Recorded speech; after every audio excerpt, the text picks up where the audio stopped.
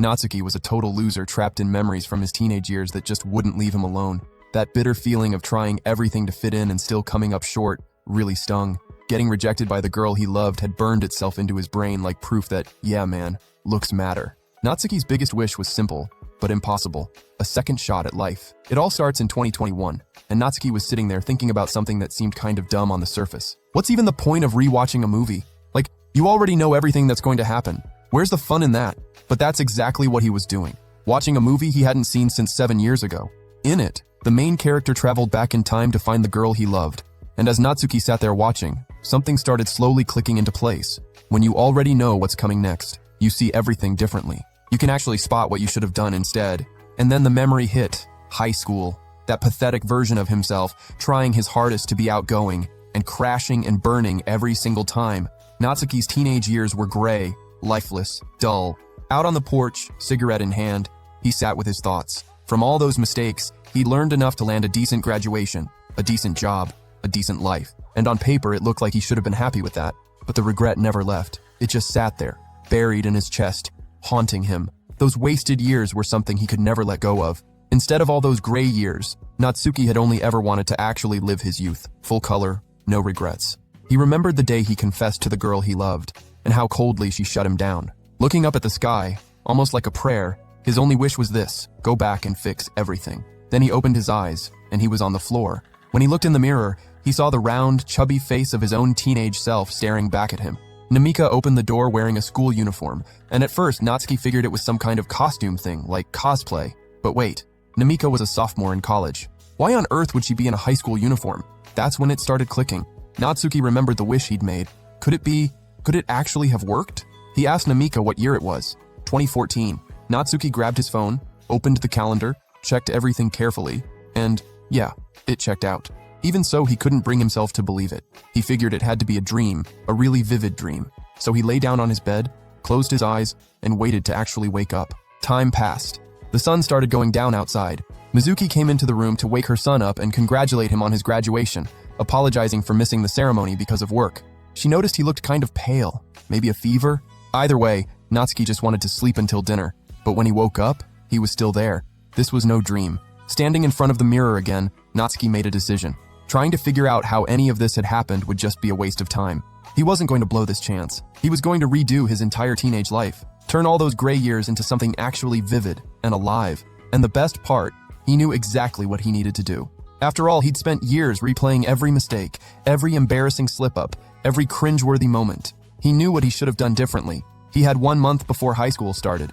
1 month to become the best version of himself. In comfortable workout clothes, eyes full of determination, Natsuki got to work. Sitting on a bench, out of breath, completely wiped from pushing himself so hard, he admitted to himself that the teenage Natsuki would have quit right then and there. But this time was different. This time, that teenage body was carrying a mind 7 years more mature. There was no way he was going through those miserable years again. He wasn't going to give up. Not a chance. And he didn't. A month flew by in the blink of an eye. Now he was in shape, prepared, ready to relive his youth the way he always wanted to. That's when he ran into a classmate from school. Miori had gone to school with him since kindergarten, so she recognized him right away. But she stood there squinting, because something had changed. And it wasn't just the way he looked either. It was something else, hard to put into words. Something different was coming off of Natsuki. Miori said that even back when he was that chubby, boring nerd, she always saw something in him. And then she went ahead and added that the cool Miori from before wasn't really around anymore. Cool? He shot back. You were always kind of a brat. Miori was caught off guard for a second, but her little dog yanked her by the leash before she could fire back. Still, she managed to call out, excited, that they'd be going to the same school. First day of school. Natsuki walked in and every eye in the room landed on him, which was a little uncomfortable. He took a slow breath, let it out, and looked up. And there she was, Hikari, the beautiful girl he'd wanted so badly, and who had turned him down flat. The two locked eyes for a moment, but they were interrupted almost immediately after. It didn't matter. Natsuki had already set his new goal: win Hikari over, and make her his girlfriend. While he was checking out who'd ended up in his homeroom, he heard a loud girl going off on the other side of the room. It was Uta, outgoing, a total chatterbox, the kind of person who fills every awkward silence without even trying. Next to her were two guys, Tatsuya and Reita. Reita caught Natsuki looking and quickly apologized for the two loud ones beside him. Natsuki just said, chill as ever, that he was actually kind of impressed by how well the three of them clicked.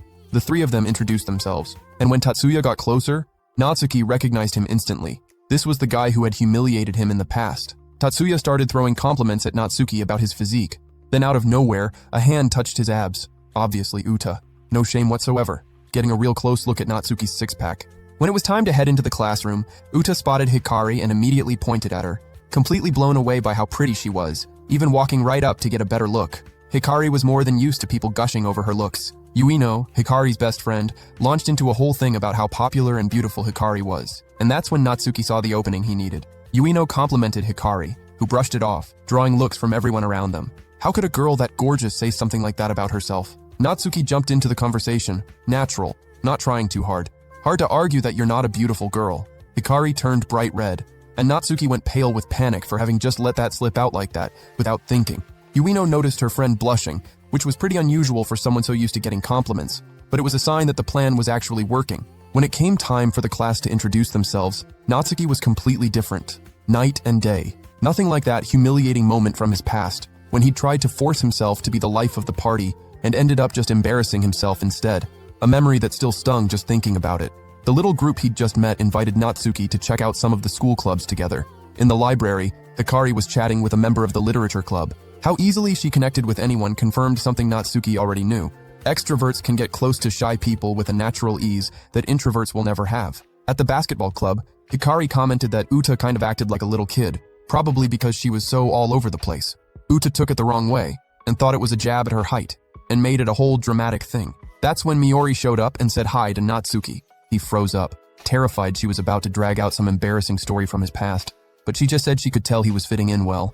Miori glanced over at Reita with a little spark in her eyes, said he was cute, and pitched Natsuki a deal. She'd help him out with something, and in exchange he'd help her get with Reita. The whole group made plans to hang out on their free time, even if Uta's main agenda was obviously to set up a one-on-one with Hikari. When it was time to head out, Natsuki offered to walk with Hikari since she was heading home alone. On the way, the two of them decided to make a group chat to make it easier to stay in touch with everyone. Picking a name turned into a whole thing. Hoshimiya Fan Club? No, way too weird. Natsuki Fan Club? Even worse. Natsuki didn't even have fans. Natsuki Family, that's the one that stuck. Hikari swiped a photo of Natsuki to set as the group icon. Natsuki did the same thing right back, grabbing a photo of her on the spot. Hikari's fix was to just take a selfie of the two of them together. Then a message from Yuino popped up in the group chat. Stop flirting in the group chat. That was all it took for Hikari to want to disappear on the spot, and Natsuki smiled. The plan to finally have a colorful teenage life was starting to flow. At the end of the day, Natsuki gets a call from Miori. She wanted help digging up everything she could about that blonde guy she'd been eyeing, the whole thing they'd already talked about before. So the two of them meet up, and Miori looks Natsuki up and down with the face of someone who just witnessed a car crash. Like, who shows up looking like that to meet a girl? But it was literally the most decent outfit Natsuki owned. Miori's disappointment was written all over her face. Anyway, Natsuki was down to talk about Reita, but he wanted something in return, to hang out with that friend group like they'd agreed. He didn't even have to finish the sentence, because Miori already knew exactly what he needed. Clothes. And honestly, what kind of disaster could that fashion sense of his cause if left unchecked? By nightfall, Natsuki walked out of the store feeling good, shopping bags in hand. He thanked Miori from the bottom of his heart. She was like, literally the only person who could have helped him with this. With Natsuki now part of Reita's crew, it would be way easier for Miori to get close to the blonde. In exchange, she promised to go all out for the nerd. She'd make him cool, help unlock the extrovert that was clearly trapped inside him, and even help him navigate the start of high school. Maybe even find him a girlfriend while she was at it. The group finally got together to hang out. Tatsuya, Yuino, Uta, Hikari, Reita, and last but not least, Natsuki. Everyone looking fresh, ready to have a good time. As they walked, Hikari struck up a conversation with Natsuki about his outfit. He hesitated for a second. Did he look ridiculous?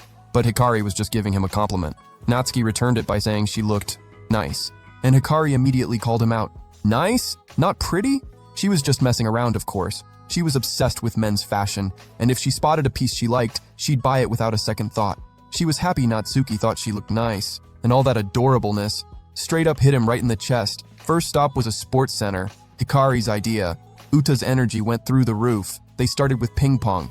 Hikari was quick to talk herself up, saying she was actually good at it, even if she was terrible at pretty much everything else. Tatsuya called her bluff immediately, ready to put it to the test. She shut that down fast.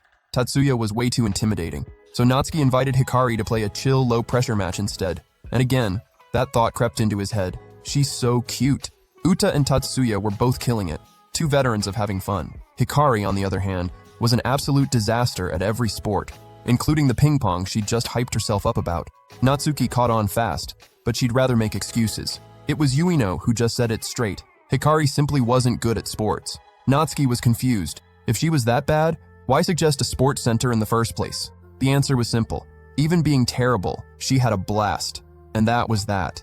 Hikari is so cute, man. That was the only thought running through Natsuki's head the entire day. Reita and Tatsuya went at it.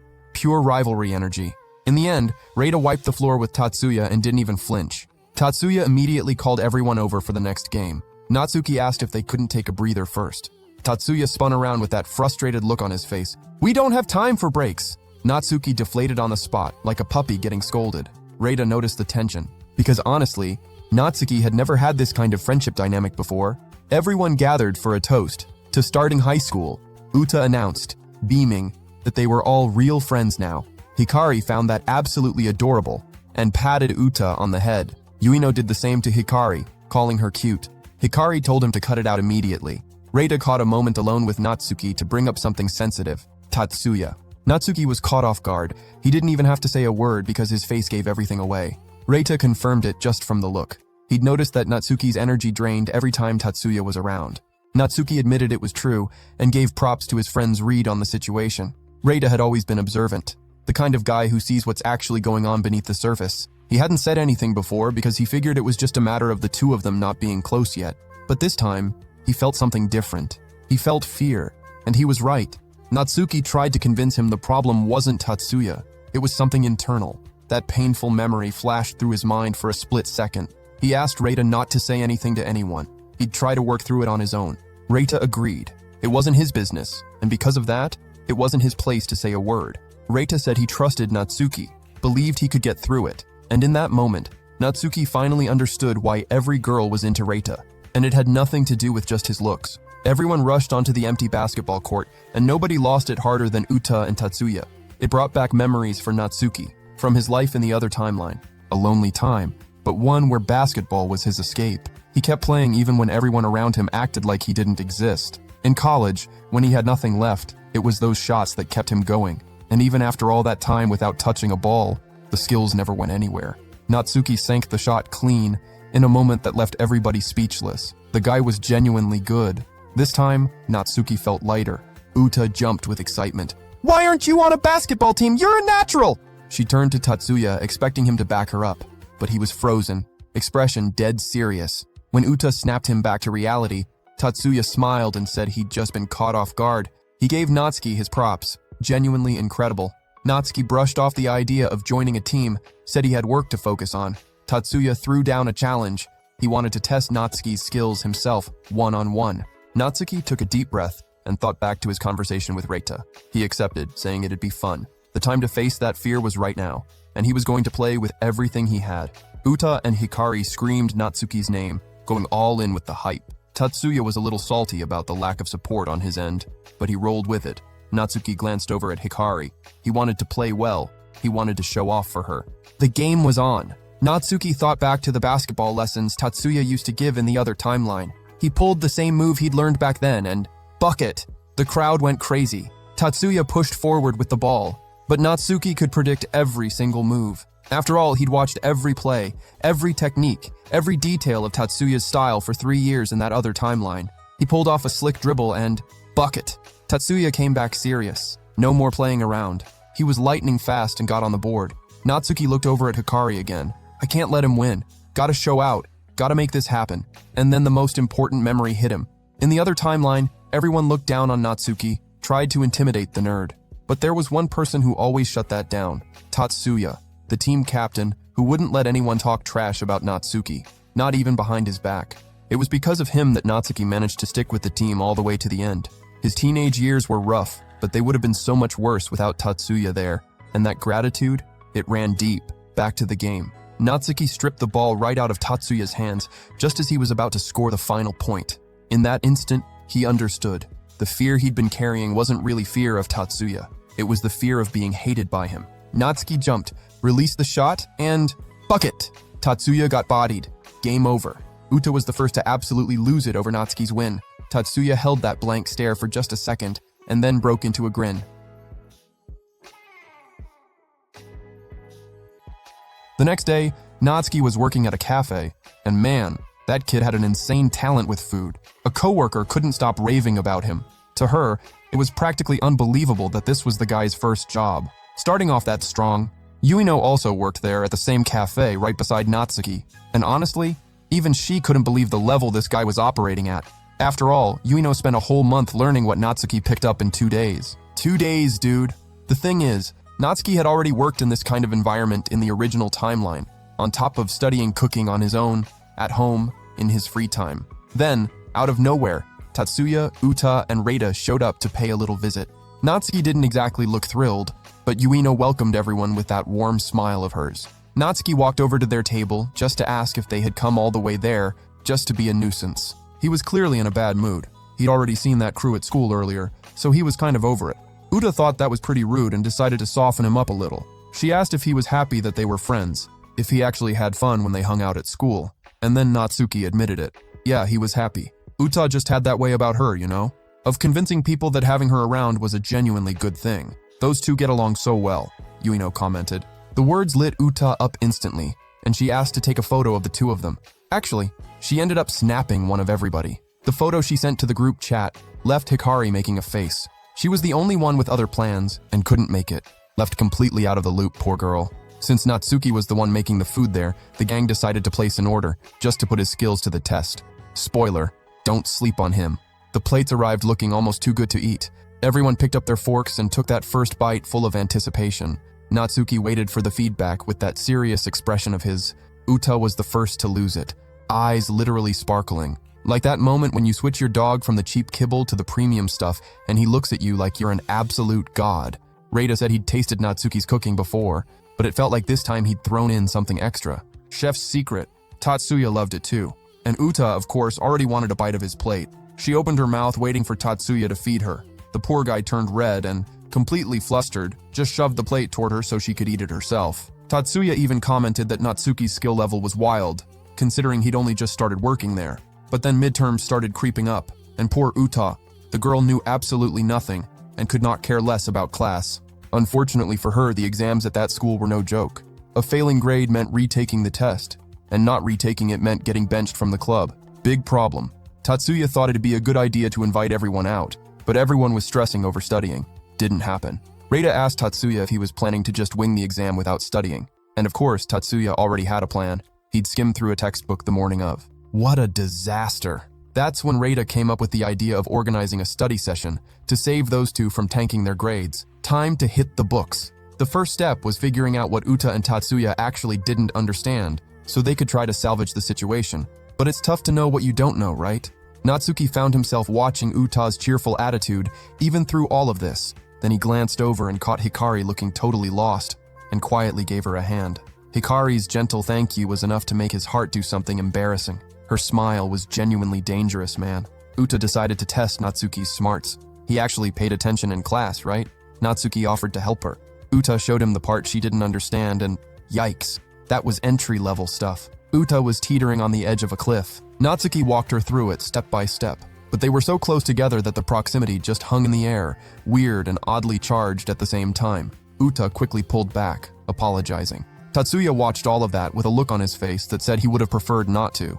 After that, every single day the group would meet up to study after school. Tatsuya was spiraling. He didn't really care about a bad grade itself, but he did not want to get suspended from the club. He asked if they could study on weekends too.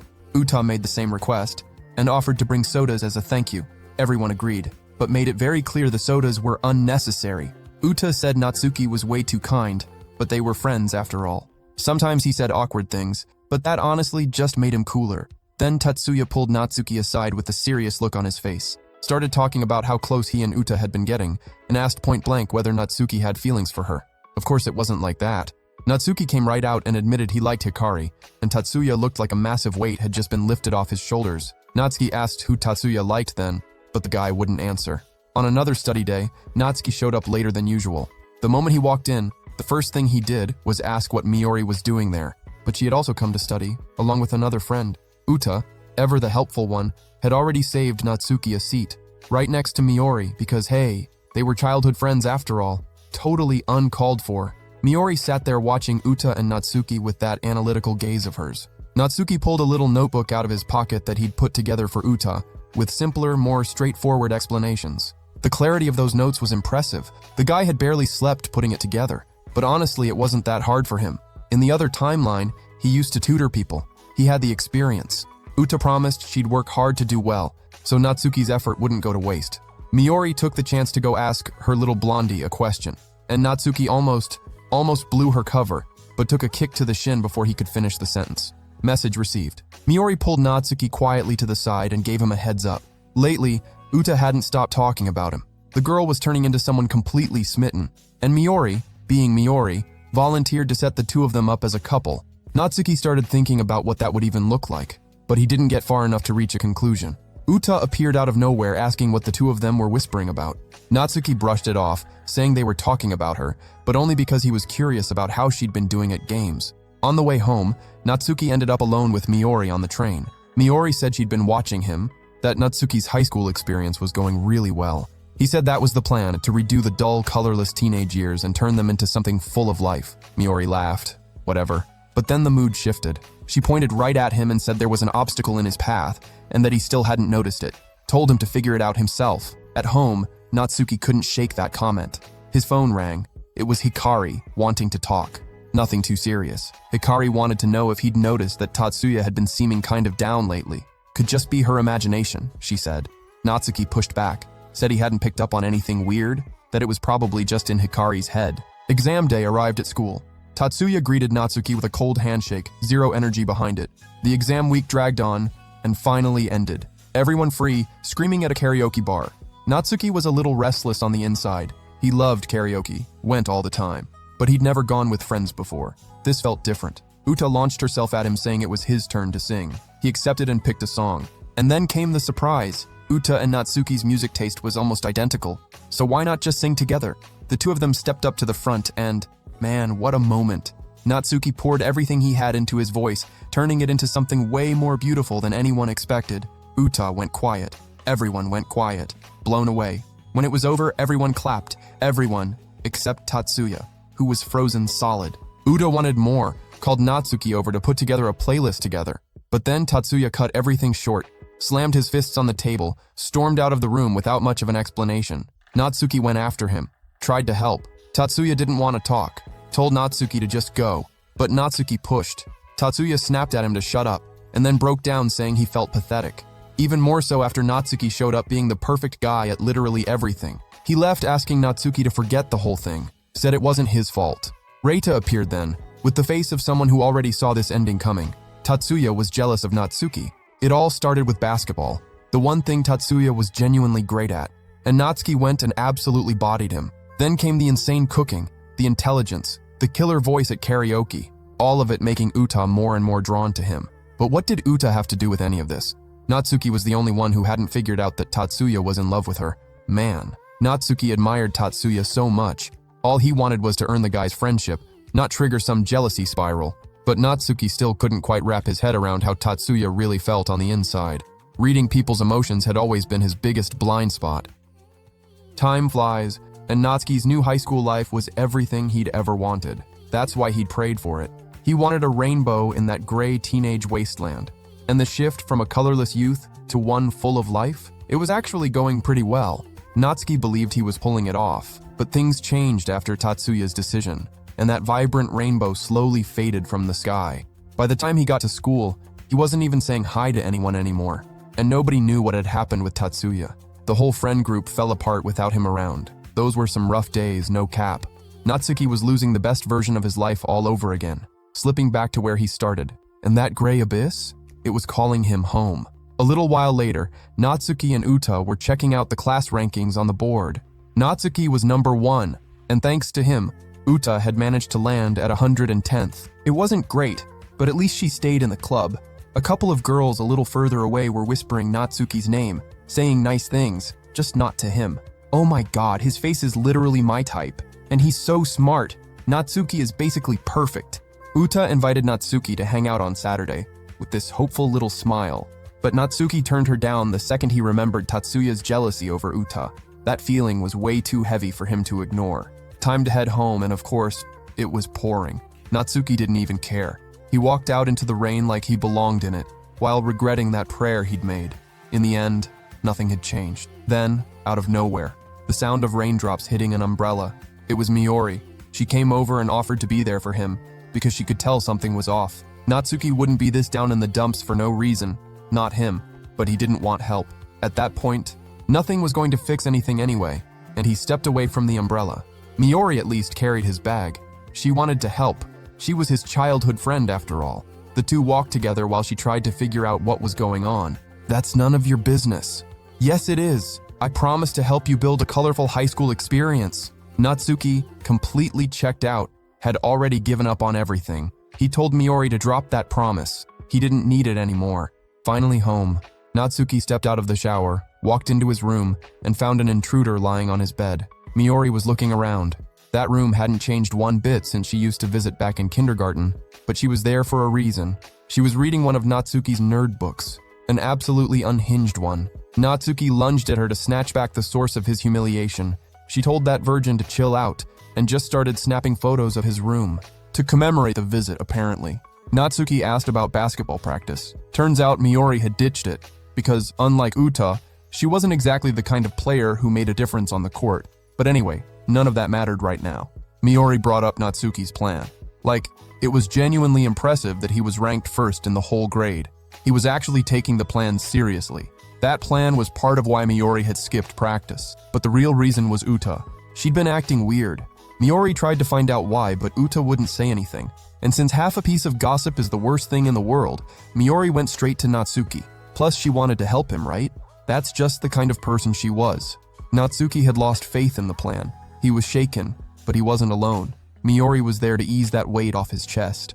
She reached out and gently touched his hair, just like she used to when they were little kids. But Natsuki didn't let himself go there. He said he didn't want to be close to Miori anymore. She felt the sting of that, of not having been there for him in middle school, even though Natsuki was the one who had chosen to pull away back then. Seeing Natsuki like this brought back memories. She'd always been there, back when he was a total mess. Natsuki used to be terrible at everything. Miori understood his heart. She told him to just be who he actually was instead of playing the tough guy act. And then, Natsuki's tears started falling. The pain was finally leaking out, little by little. The next day, the mood was heavy. Natsuki walked into school and made his way straight toward Tatsuya. He wanted to have a little chat, somewhere private. The two of them headed up to the rooftop. Natsuki wanted to talk because they were friends, and he wasn't going to pretend otherwise. Tatsuya had already asked to be left alone. Maybe it was better for everyone if he just kept his distance. Natsuki obviously didn't see it that way. Tatsuya was feeling jealous, and Natsuki didn't want that. They were friends. Pulling away wasn't the answer. Natsuki brought up Uta, and that's what made Tatsuya actually stay. Tatsuya was in love, had been for years. He had no idea how to get Uta away from Natsuki. He couldn't compete with him in anything, like even basketball, which was supposed to be Tatsuya's whole thing. He still lost even when he gave it everything he had. But Natsuki hadn't come up there to apologize, like Tatsuya expected. He came to read him for filth. Same way Miori had done to him. She'd slapped him with the truth. This whole situation was so stupid. This was on Tatsuya, because he had no business involving himself in Natsuki's relationships with other girls. The only move was to throw reality straight in his face. Natsuki went in and called Tatsuya a coward and an idiot straight up, blind for not seeing that nobody is perfect. Natsuki wasn't perfect, dude. He worked his butt off to have a decent high school experience. He did everything carefully and deliberately. It might have looked effortless, but it wasn't. Tatsuya had absolutely no reason to be jealous. He needed to face Natsuki head on, but Tatsuya didn't believe a word of it. He said Natsuki did everything with ease and came out perfect every single time. Natsuki threw it right back at him. Tatsuya was naturally outgoing, made friends like it was nothing, while Natsuki was drained by literally everything he tried to do. He pulled out his phone to show Tatsuya the truth, to shatter that fake image. He'd made this decision after Miori explained Tatsuya's side of things. Natsuki never let his flaws show, so of course people thought he was some kind of perfection god. He needed to show who he actually was. He was nervous, but he didn't hesitate. He shoved the screen into Tatsuya's face, a photo of a chubby Natsuki. Tatsuya still wasn't fully convinced, though he was definitely a little shaken. He put his finger on the screen and swiped, and there they were, anime girl characters, the kind that pull in guys exactly like Natsuki. And that dumb little detail was what finally got Tatsuya to believe him. Natsuki said how much he actually looked up to guys like Tatsuya. That hit Tatsuya hard. Being admired like that. Everything Tatsuya had been feeling toward Natsuki, Natsuki had been feeling the exact same thing toward him.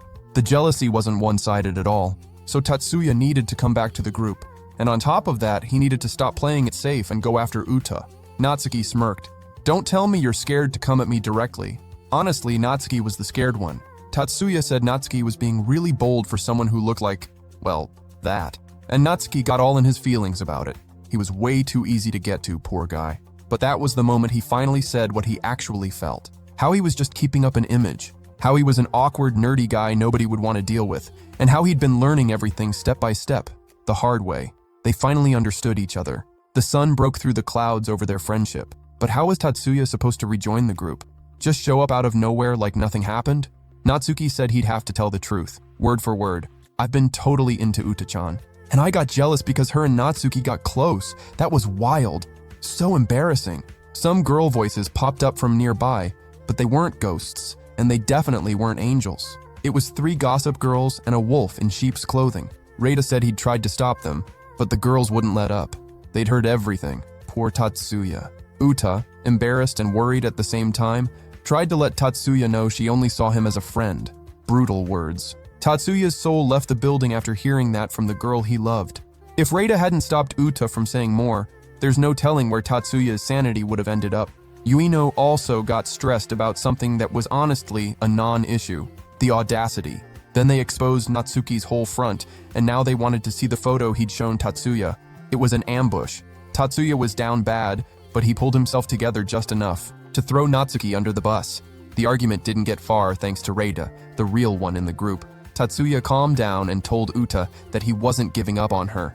Uta felt that. A warm feeling spread through her chest, and finally, the rainbow appeared after days and days of rain.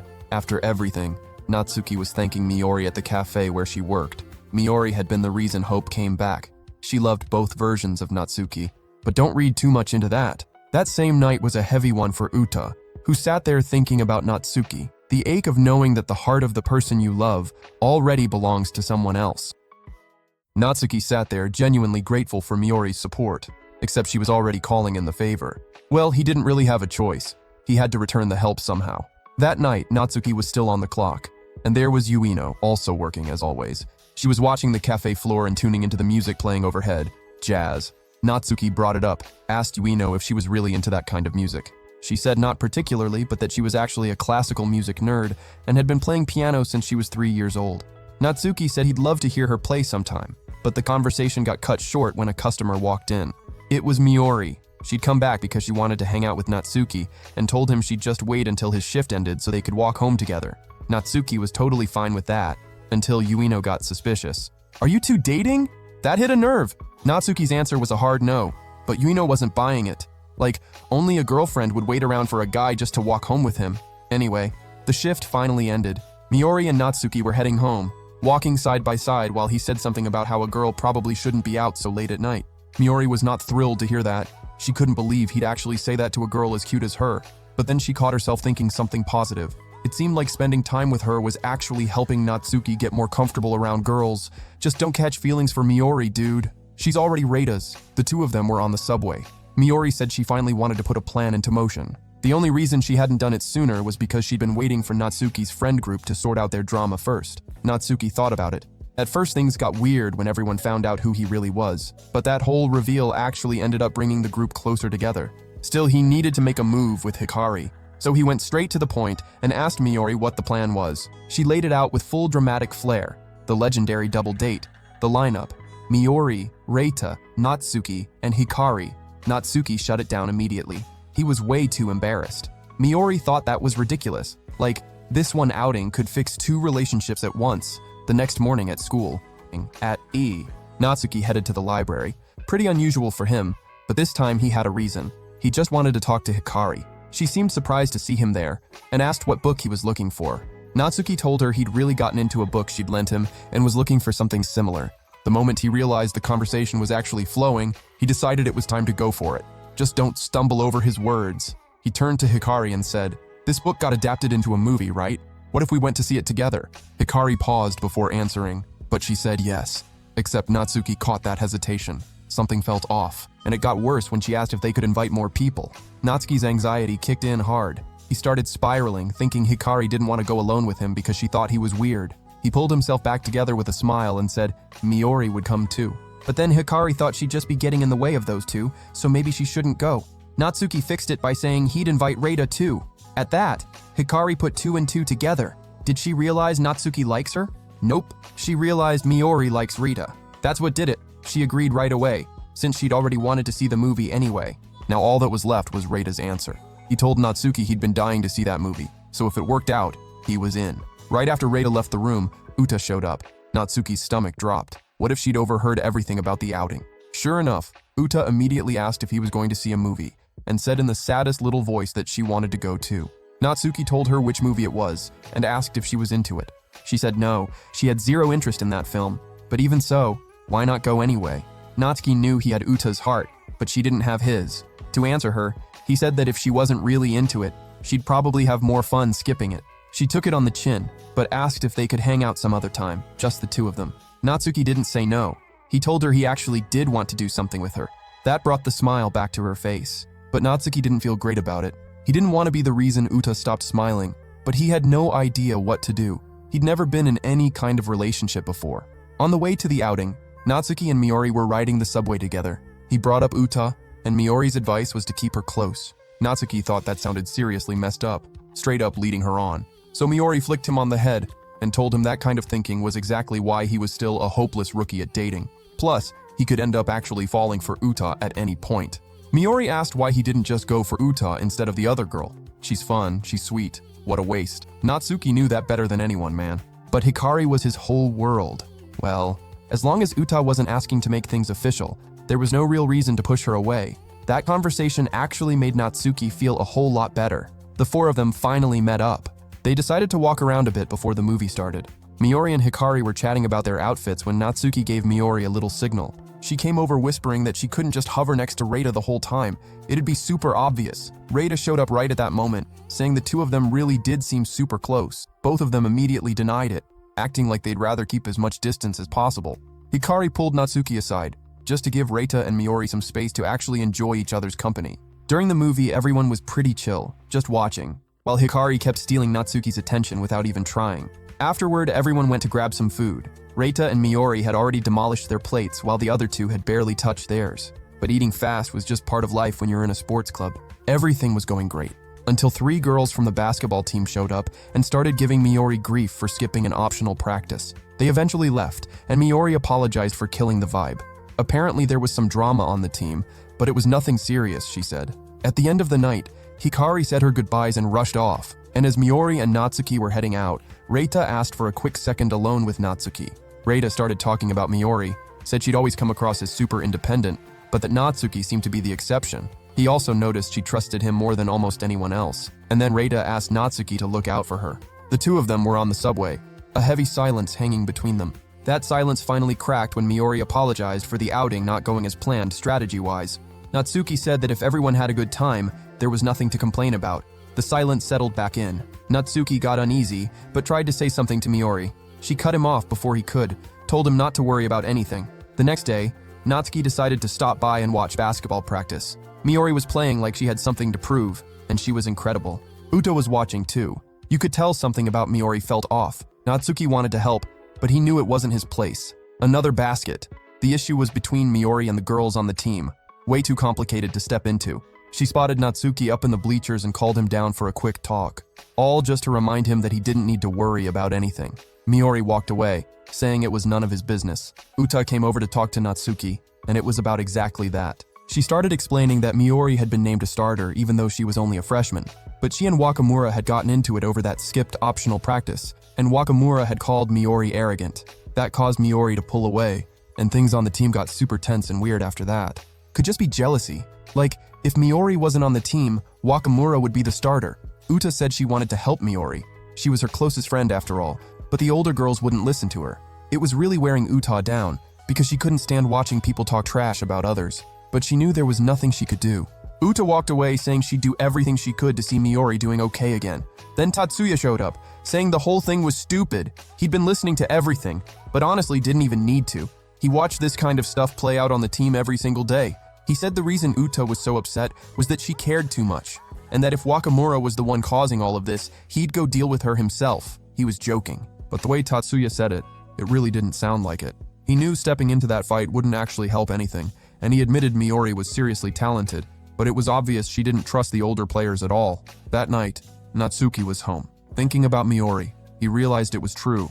The Miori he knew played as a team. She never relied only on herself. There had to be a reason she'd stopped making passes, but he knew if he asked, she wouldn't tell him. Uta called Natsuki. When he picked up, she asked if they could switch to a video call. Natsuki dropped his phone to go make himself look a little more presentable, full-on panicking. When he got back on the call, Uta asked if he was nervous, because she was. He was too, he just didn't say it. The reason Uta wanted to video call was simple. She just wanted to see Natsuki's face. Seeing him on screen made her happy. That made Natsuki even more flustered. The tension was real, bro. Uta got up to grab some water, and Natsuki noticed something that made him decide to play dumb. Anyway, what Uta actually wanted to talk about was the whole situation. She'd gotten chewed out by Wakamura just for suggesting a way to fix things. Wakamura told her to stay out of it, and that it wasn't her problem. Uta had also tried talking to Miori, who told her not to worry about it. That stung. She hadn't been able to help her friend at all. Natsuki didn't want to see either of them more down than they already were, so he shared a plan with Uta, something that might actually help sort things out. The next morning, the second Miori saw Natsuki, her face went flat, and she asked what the heck he wanted. Natsuki invited Miori to come hang out at the court with him. He was going to teach her how to play basketball. When they got there, Uta was already there as backup and handed Miori her shoes. Everything was set to get started. Natsuki and Miori were going head to head. At first, Miori seriously doubted his skills. Like, who even was this guy to be talking so much trash? But Natsuki told her to just walk away if she was scared. That got under Miori's skin big time. The deal was crystal clear. If Miori won, Natsuki would be completely at her mercy. But if she lost, she'd have to open up and tell him everything that had been bothering her. The game barely started, and it was already over. Natsuki nailed the three-pointer no problem. He knew from the jump he was going to win. Miori still didn't get why Natsuki was so set on making her ask him for help. To him, the idea was simple. He wanted her to feel like she had to lean on him, since he'd already stepped in to help her before. He told her she absolutely had reasons to ask for help. Because they were friends, Uta also felt like it was on her to help. She wanted Miori to know she could count on both of them, but to Miori, asking for help meant being weak. She knew she wasn't strong, but she at least wanted to look like she was. Natsuki sighed and asked her to stop putting on a tough act around him. He wanted to be a safe space for her, and he just pulled her into a hug. Miori let it all out. She said she was going through a really rough time, that everything hurt so much. With tears in her eyes, she finally asked Natsuki for help. And that hug? It just didn't end like... Miori pulled back from his arms, joking that Uta was going to get jealous. And honestly, Uta was right there, sulking. Miori made one request to Natsuki, that he wouldn't ditch her again, like he had before. But that didn't matter anymore. They were getting closer now. Then it was time for Miori to explain everything. She said the problem started right after she made the team. She had been so happy to be named a starter. It meant they actually recognized what she had, but she let it go to her head. She thought she was all that for being that good and that young. Until she overheard a conversation between some of the girls on the team. They were saying Miori had been acting arrogant and annoying just because she was a starter. In that moment, the hurt hadn't fully hit yet. But at the next practice, when she couldn't pass the ball to one of the players, it came across like selfishness, like she thought only she was good enough to make a play.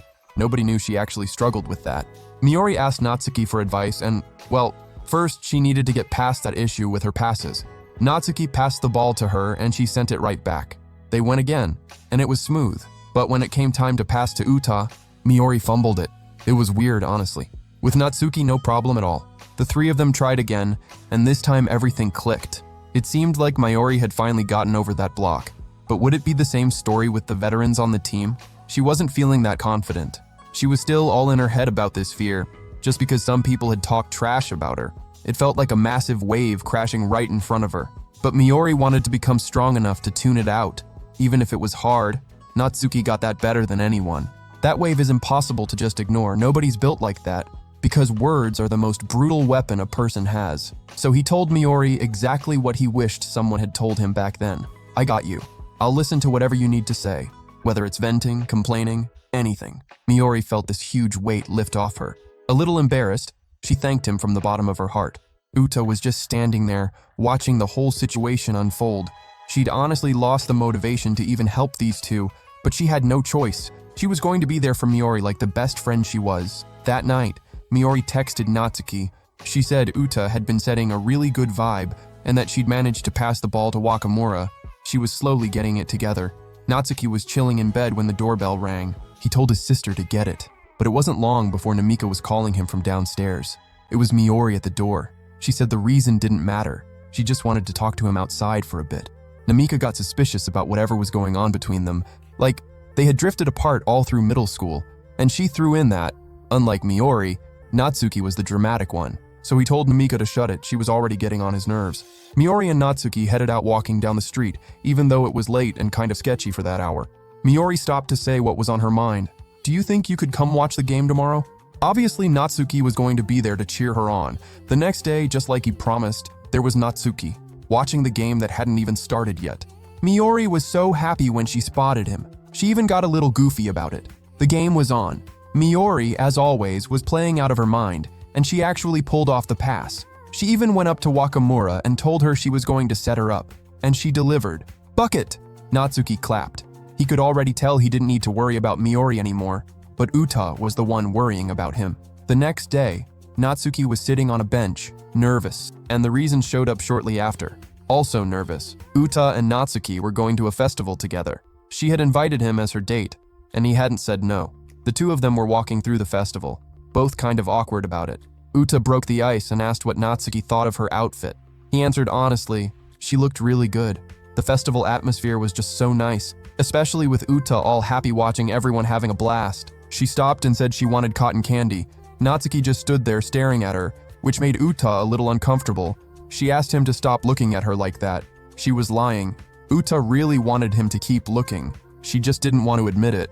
Uta was finally digging into her cotton candy, and Natsuki was already starting to get hungry himself. Uta had mentioned her family owned an okonomiyaki restaurant and set up a booth at festivals, but there was no way she was going over there with Natsuki. Her parents would see them together, so they decided to get yakisoba instead. It was so good. Natsuki said yakisoba somehow tastes better at a festival. Total placebo effect. No cap. Uta ate half of it and handed the rest to Natsuki. He immediately thought about an indirect kiss, but figured she probably wasn't even thinking about that. In reality, she was low-key freaking out inside, and she bounced from there real quick, saying she was going to grab something to drink. The two of them started walking through the festival again. Uta grabbed onto Natsuki's sleeve, saying he might get lost. A shooting game booth. How about stopping by? Natsuki seemed like he'd be good at it, right? He was always playing games in front of the TV at night. Uta was down for a challenge. She wanted to see who had better aim. Uta finally hit something, except she hit a target that was completely nowhere near what she was actually aiming for. She handed the little keychain she'd won over to Natsuki. He wanted to pay her back for it, but out of nowhere, Natsuki pulled her into his arms, so she wouldn't bump into some random stranger. Right then, they both noticed just how much taller he was than her. Like, a lot. And how perfectly Uta fit in Natsuki's arms. They locked eyes. Old memories came rushing back. The vibe was totally blooming in that moment, but Natsuki's heart got in the way of everything. Uta knew what was happening and stepped back out of his arms. They went over to write wishes on Tanzaku strips. They were both writing, except Uta didn't want Natsuki to see hers. Natsuki's wish? To have a perfect youth, and Uta thought that was genuinely beautiful.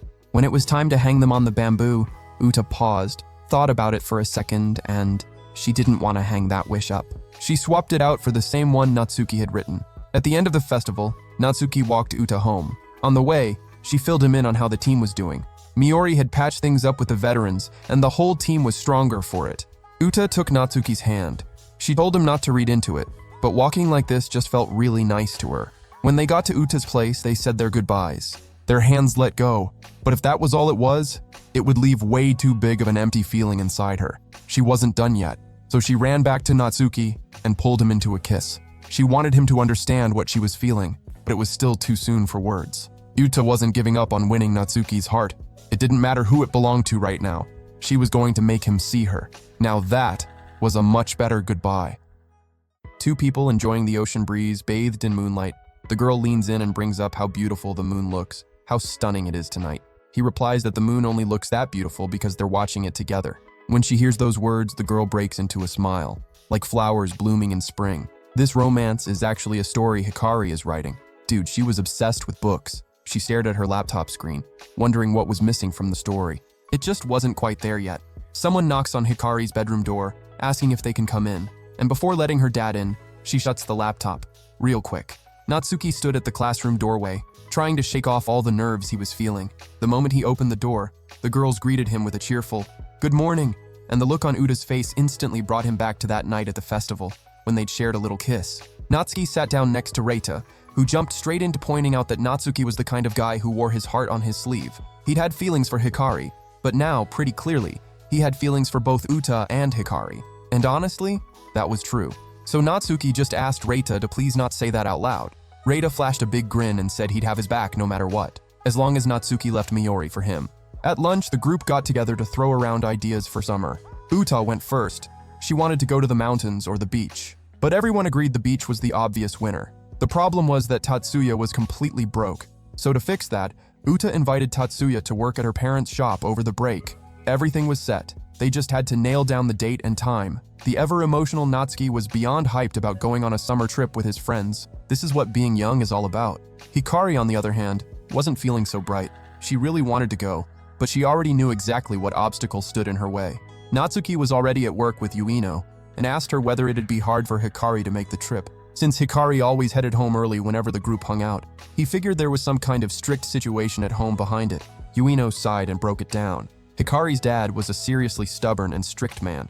There was almost no way he'd allow her to go on a trip with a group that had boys in it, but there was still a little hope. At home, Natsuki was on the phone with Miori, talking about the beach trip. All Miori could think about was the fact that Natsuki just wanted to see Hikari and Uta in bikinis. He got a little flustered before insisting that was totally not true. Miori threw fuel on the fire, mentioning that she'd just gotten out of the shower, and since it was hot, she was just in her underwear. Natsuki turned bright red at that little piece of information. Eventually, Miori laughed it off and circled back to the trip. After doing a little research, she came up with a spot suggestion, and then said her goodnights. She was going to bed.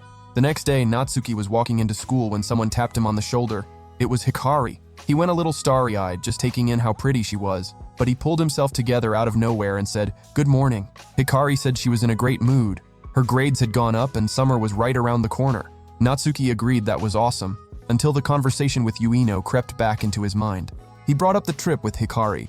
If she ended up not going, would it be because of her parents? Hikari suspected Ueno had told him something, but Natsuki denied it. So she opened up a little. Her dad was incredibly stubborn. Once he put his foot down, getting him to change his mind was a serious uphill battle. She said she wished there was some way to get through to that hard-headed man. Natsuki caught a flicker of real frustration in Hikari's voice when she talked about her dad. Hikari caught herself and apologized to Natsuki for going off like that. The two kept walking, and she said she was going to figure it out no matter what. Hikari loved the beach.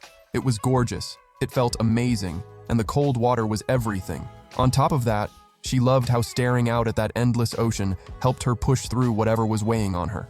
Natsuki let that sink in. He'd fallen for Hikari's looks. Now it was her heart that was getting to him. Since he still didn't know her that well, he was going to keep getting closer, learning more and more about who she really was. The group was all together, and Natsuki pulled up the photo of the beach. Perfect choice. Not to mention the cottage Natsuki had picked out.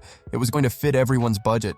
Uta thanked Natsuki for thinking everything through. But hey, he was the one with the most free time. Plus, he'd been binge-watching way too many videos of outgoing teens spending their summers in beach cottages. Since the more people they brought, the cheaper the place got, it made sense to invite more people. So Uta thought about bringing Miori and Seri. Who on earth was Seri? Even Natsuki had no idea. Reita was immediately on board. It'd definitely be more fun for him if they came. Hikari said awkwardly that she still hadn't gotten permission to go, and that she might not get it at all, so she was sorry in advance. Tatsuya asked if there wasn't some way to work it out, since it really wouldn't be the same without Hikari there. Everyone was genuinely shocked to hear that coming from Tatsuya. But okay, Hikari was touched to hear it. Uta even found it funny. Tatsuya being sweet was the last thing anyone expected. Summer break had finally arrived, and with it, big dreams and hopeful hearts, or at least it was supposed to feel hopeful. But Natsuki didn't have any plans for the first week.